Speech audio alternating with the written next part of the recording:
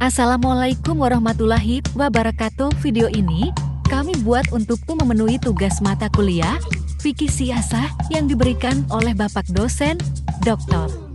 Gani Jumat MH Muhammad Taufik Cia Emsos. Kami dari kelompok 5 1. Andriani Ayu Lestari 2132100004 2. Yusrin 2132100020 3. Serkinur 213.210.005 4. Pruka 2132100055 5. Muhammad Rizwal Awal 2132100054 Tujuan dan manfaat mempelajari fikih siasah menurut kelompok 5. Tujuannya untuk mengetahui dan mempelajari pedoman kehidupan manusia dalam berpolitik dan bernegara yang telah dicontohkan atau diterapkan oleh Rasulullah Shallallahu Alaihi Wasallam, para sahabat, tabi'in, dan tabi'ut tabi'in yang berdasarkan pada hukum Islam. Manfaatnya agar kita bisa memahami dan menerapkan sebagian atau keseluruhan dari cara berpolitik pada masa Rasulullah Shallallahu Alaihi Wasallam, para sahabat, tabi'in, dan tabi'ut tabi'in, untuk dijadikan acuan atau perbandingan dalam berpolitik dan bernegara di masa sekarang maupun masa yang akan datang untuk mewujudkan kemaslahatan. Bismillahirrahmanirrahim. Assalamualaikum warahmatullahi wabarakatuh. Perkenalkan, nama saya Andriani dengan NIM 213210004. Saya dari kelompok 5 dengan judul materi Pemikiran Politik Islam Era Klasik dan Abad Pertengahan.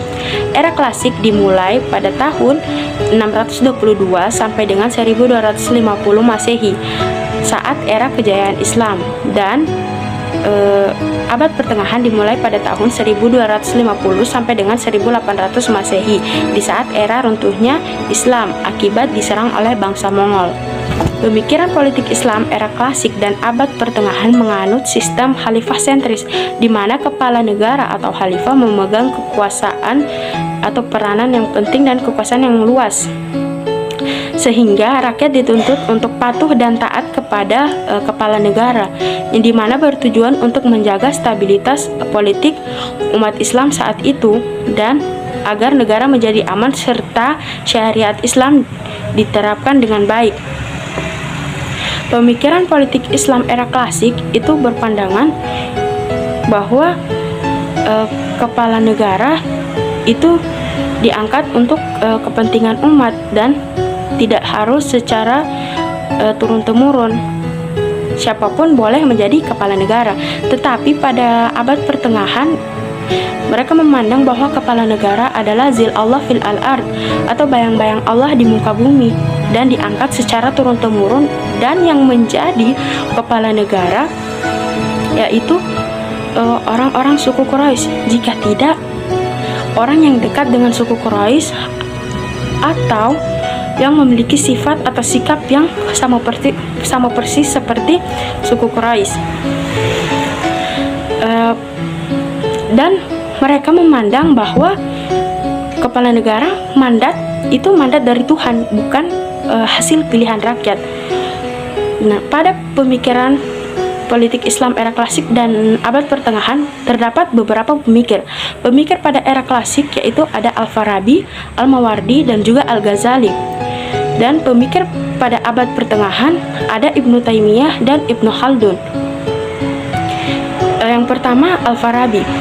Al-Farabi lahir di Utrecht pada tahun 257 Hijriah atau 870 Masehi, di mana dalam pemikirannya itu menggabungkan pemikiran Aristoteles dan Plato.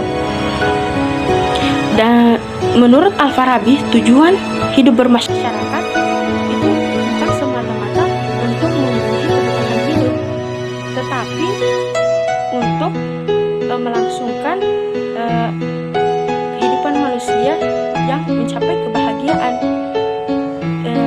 baik secara material maupun spiritual, untuk di dunia maupun di akhirat nanti. Nah, dalam buku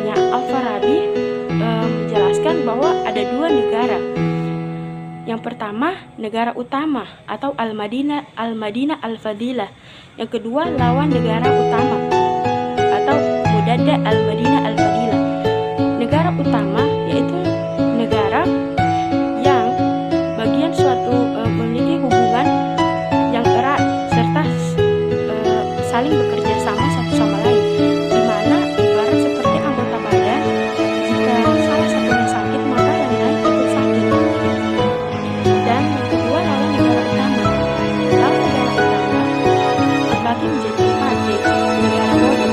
Negara bodoh di mana penduduknya tidak memikirkan tentang kebahagiaan dan kebahagiaan itu tidak pernah terlintas di dalam hati mereka. Yang kedua, negara fasik, di mana mereka memikirkan tentang kebahagiaan, tetapi apa yang mereka lakukan dan mereka katakan itu berbeda. Yang ketiga, negara sesat, di mana mereka beranggapan salah tentang Tuhan, yang dimana kepala negara merasakan dirinya itu mendapatkan wahyu. Yang terakhir atau yang keempat itu negara berubah, di mana negara yang awalnya berpikiran seperti penduduk negara utama, tetapi akibat perkembangan zaman akhirnya pikiran mereka berubah dan mengakibatkan kerusakan. Sekian dari saya. Wassalamualaikum warahmatullahi wabarakatuh. Selanjutnya akan dipaparkan oleh rekan saya. Bismillah, Assalamualaikum warahmatullahi wabarakatuh. Nama saya Yusrin, NIM 2132120. Baik, saya akan melanjutkan materi kedua dari Andrea Lestari. Baik, materi kami pemikiran politik Islam era klasik. Dalam hal ini yaitu di zaman Al-Mawardi, pemikiran politik Al-Mawardi. Beliau berpendapat bahwa pemilihan kepala negara harus memenuhi dua unsur, yaitu al-ikhtiyar atau orang yang berwenang untuk memilih kepala negara, dan al-imamah atau orang-orang yang berhak menduduki jabatan kepala negara. Kepala negara dipilih berdasarkan kesepakatan mereka. Al-Mawardi menjelaskan proses pemilihan kandidat kepala negara yang diawali dengan meneliti pensyaratan kandidat, lalu kepada kandidat yang paling memenuhi kualifikasi diminta kesediaannya. Dalam hal ini Al-Mawardi menolak pemaksaan terhadap kandidat kepala negara, sebab jabatan kepala negara merupakan kontrak yang harus dilakukan kedua belah pihak atas dasar kerelaan.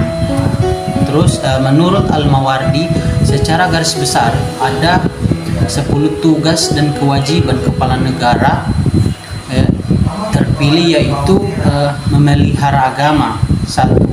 Kemudian kedua, melaksanakan hukum di antara rakyatnya dan menyelesaikan perkara yang terjadi agar tidak ada yang menganiaya dan teraniaya. Kemudian ketiga, itu memelihara keamanan dalam negeri agar orang dapat melakukan aktivitasnya dan mengadakan perjalanan dengan aman. Kemudian poin keempat, menegakkan hudud. Kemudian kelima itu membentuk tentara yang tangguh untuk membentengi negara dari serangan musuh. Kemudian keenam, melakukan jihad terhadap orang yang menolak ajaran Islam setelah diajak. Kemudian poin ketujuh itu memungut harta fai dan zakat dari orang yang wajib membayarnya. Kemudian kedelapan, membagi-baginya kepada yang berhak. Kemudian kesembilan, menyampaikan amanah, dan kesepuluh itu memperhatikan sesuatu yang dapat meningkatkan politik pemerintahannya terhadap masyarakat dan pemilihannya terhadap agama. Namun demikian, Al-Mawardi juga menegaskan kemungkinan tidak bolehnya umat taat kepada kepala negara apabila pada dirinya terhadap salah satu dari tiga hal. tersebut. Mungkin itu dapat saya sampaikan. Selanjutnya akan dipaparkan oleh rekan saya. Assalamualaikum warahmatullahi wabarakatuh. Assalamualaikum warahmatullahi wabarakatuh. Saya Satya Nur dengan NIM 21321005 dari kelompok 5. Saya akan membahas materi bagian 3, yaitu pemikiran politik Islam era klasik, selanjutnya yakni Al-Ghazali. Pemikiran politik Al-Ghazali sependapat dengan Al-Mawardi bahwa mendirikan imamah adalah wajib. Al-Ghazali melukiskan hubungan antara agama dan kekuasaan politik dengan ungkapan sultan dalam arti kekuasaan politik. Kekuasaan politik adalah wajib untuk ketertiban dunia. Ketertiban dunia wajib bagi ketertiban agama. Ketertiban agama wajib bagi keberhasilan di akhirat kelak. Inilah tujuan utamanya para rasul. Jadi, wajib adanya imam adalah kewajiban agama dan tidak ada jalan untuk meninggalkannya. Imam atau pemimpin yang dalam sejarah politik Islam dikenal dengan istilah khalifah. Al-Ghazali melihat begitu dekat dan saling berhubungannya antara agama dan kekuasaan politik.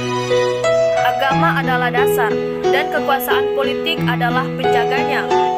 Menurut Al-Ghazali, manusia adalah makhluk sosial yang tidak dapat hidup tanpa bantuan orang lain. Disinilah perlunya hidup bermasyarakat dan bernegara. Namun demikian, lanjut Al-Ghazali, pembentukan negara bukan hanya untuk memenuhi kebutuhan praktis duniawi, melainkan juga untuk persiapan bagi kehidupan akhirat kelak. Karena penguasa menurut Al-Ghazali dipilih oleh Tuhan, Munawir Sazali menyebutkan bahwa sistem pemerintahan dalam gagasan Al-Ghazali adalah teokrasi. Dengan demikian, berbeda dengan Al-Mawardi yang mengembangkan gagasan tentang kontrak sosial dalam teori al-imamah dan al-ikhtiyar, dan membuka peluang adanya pemakzulan imam. Al-Ghazali sama sekali tidak membicarakan tentang pemakzulan kepala negara. Baginya, kepala negara tidak bertanggung jawab kepada rakyat, tetapi Assalamualaikum warahmatullahi wabarakatuh. Perkenalkan, nama saya Ruj'a, NIM 21321005. Saya jurusan Hukum Tata Negara Islam. Nah, langsung saja di sini saya akan melanjutkan materi dari teman saya. Mungkin sebelumnya sudah dijelaskan oleh teman saya. Nah, langsung pada materi, yaitu pemikiran politik Islam pada era pertengahan, yakni Ibnu Taimiyah.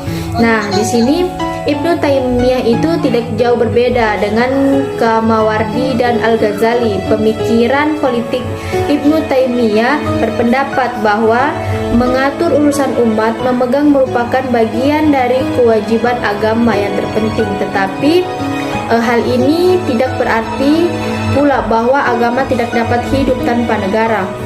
Karenanya, Ibnu Taimiyah ini menolak ijma sebagai landasan kewajiban tersebut. Nah, berbeda dengan pendapat Al-Mawardi. Nah, kalau pendapat Al-Mawardi ini, dia berpendapat bahwa Taimiyah itu menggunakan pendekatan sosiologis. Menurutnya, kesejahteraan manusia tidak dapat tercipta kecuali hanya dalam satu tatanan sosial yang dimana setiap orang saling bergantung satu dengan yang lain. Jadi, bagi Ibnu Taimiyah, menegak imamah bukanlah merupakan salah satu asas atau dasar agama, melainkan hanya kebutuhan praktis saja.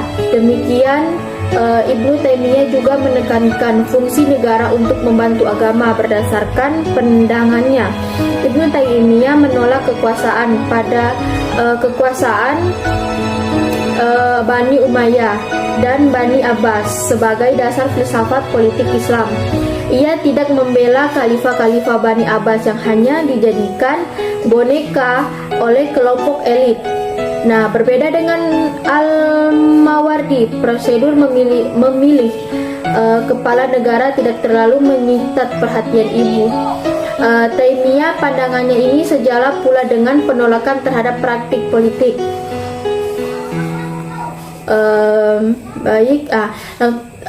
Baiklah, saya teruskan. Yang terjadi pada masa Bani Abbas, Ibnu Taimiyah mengkhawatirkan bahwa konsep ini akan menciptakan semacam lembaga kependekatan politiknya. Menurut ahli al-Syawa adalah orang-orang yang berasal dari berbagai kalangan dan kedudukan yang dihormati dan ditaati oleh masyarakat. Nah, al-Asyawaka ini ialah yang memilih kepala negara dan melakukan sumpah setia untuk kemudian diikuti oleh masyarakat atau rakyat. Seseorang tidak menjadi kepala daerah tanpa didukung oleh ahli al-Syawaka. Nah, Ibnu Taimiyah ini menekankan bahwa kepala negara harus menempatkan pejabat-pejabatnya sesuai dengan keahlian dan profesi masing-masing, bukan berdasarkan pertimbangan subjektif kolukutif. Sementara syarat kuat itu memegang peran penting dalam konsepsi politik bin Taimiyah, karena seorang kepala daerah adalah bimbingan dan pengayom masyarakat. Pandangan Ibnu Taimiyah yang menekankan amanah dan kuat juga merupakan pemikiran maju. Tanpa kejujuran dan kekuatan, kepala negara tidak akan efektif menjalankan perintahnya. Karena kepala negara harus bisa mengangkat bantuan dari orang-orang yang mengerti dan menguasai bidangnya, bukan berdasarkan pertimbangan primordial dan kedekatan hubungan pribadi. Sekian dari saya. Jika ada salah kata atau salah ucapan, saya mohon maaf. Saya akhiri. Wassalamualaikum warahmatullahi wabarakatuh. Bismillah. Assalamualaikum warahmatullahi wabarakatuh. Alhamdulillahirabbil alamin. Wassalatu wassalamu ala asrafil anbiya wal mursalin wa ala alihi wa sahbihi ajmain, amma ba'du. Pertama-tama, marilah kita panjatkan puji syukur kehadirat Allah Subhanahu wa Ta'ala, yang dimana pada kesempatan yang berbahagia ini saya masih dapat diberikan kesehatan maupun keafiatan. Salawat serta salam lupa pula kita kirimkan kepada baginda kita, Nabi besar kita, Nabi Muhammad SAW, beserta keluarganya, sahabatnya, dan kita para pengikutnya senantiasa selalu mengikuti ajaran-ajarannya. Baiklah, pada kesempatan kali ini saya akan menjelaskan tentang pemikiran politik Islam di era abad pertengahan untuk memenuhi ujian tengah semester. Nah, pemikiran politik Islam menurut Ibnu Khaldun di abad pertengahan ini dibandingkan dengan ulama-ulama sebelumnya. Mengapa demikian, teman-teman? Kekuatan gagasan-gagasan kenegaraan Ibnu Khaldun ini sebagaimana akan terlihat nanti terletak pada teori-teorinya yang mengakar pada realitas politik praktis. Nah, realitas politik praktis ini Erwin II yang bernama Erwin II Rosenthal penulis barat yang menerjemahkan bukunya yang berjudul Mukadimah. Nah, Mukadimah menegaskan bahwa keseluruhan teori politik Ibnu Khaldun berbasis pada pembedanaan antara fundamental kehidupan yang secara bertahap mengalami perkembangan menuju bentuk yang mapan, dan dalam dalam sebuah peradaban, pada awal pembahasannya dalam mukadimah tersebut, di dalam buku tersebut, Ibu Kaldo menegaskan ada 4 perbedaan, teman-teman. Nah,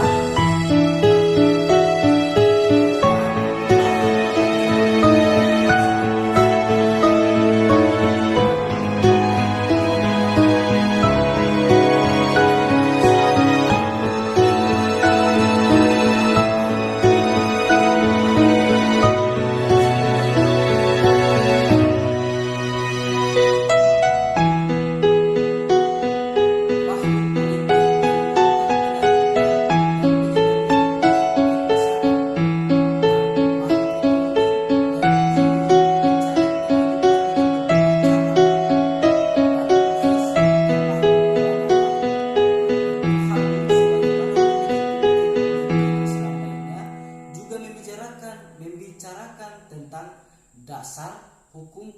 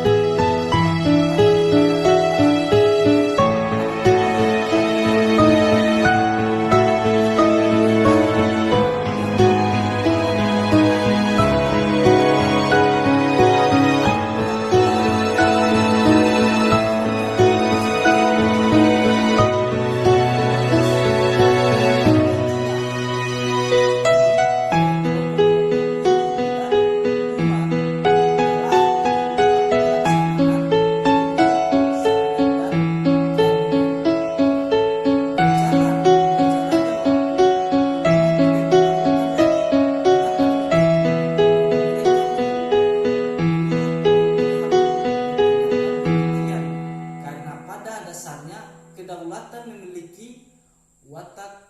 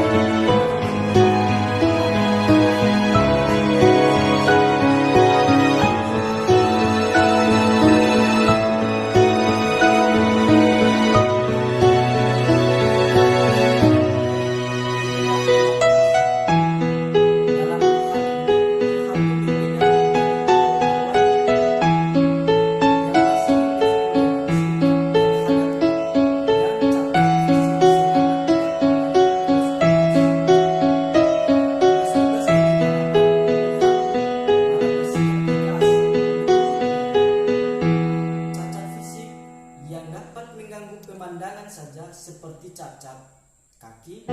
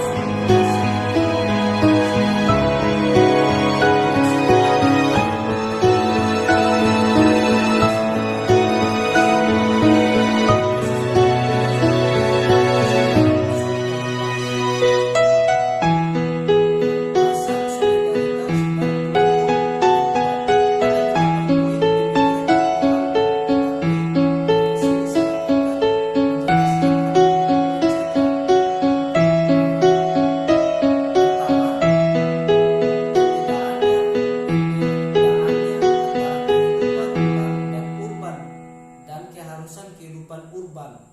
Nah, bagi terbentuknya suatu peradaban